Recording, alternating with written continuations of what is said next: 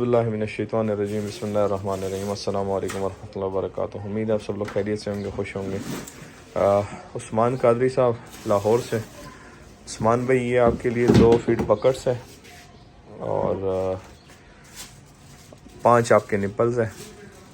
तो ये अभी आपको फैसल मोड़ से जो है भिजवाना है। ये 5 आपके निपल्स हो गए और 2 फीट बकट्स हो गए। ये आपको फैसल मोड़ से भिजवाने लाहौर के लिए। थोड़ी देर में मैं अपडेट करता हूँ।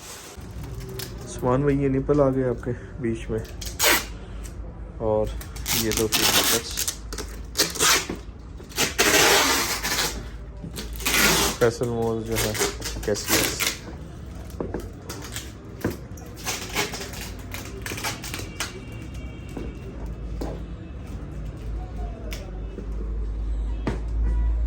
जी उस्मान भाई, 450 रुपये आपने लाहौर में पे करने और ये आपका मैंने यहाँ से डिस्पैच करवा दिया। इंशाल्लाह कल आपको मिल जाएगा लाहौर में। वीडियो एंड करते हैं।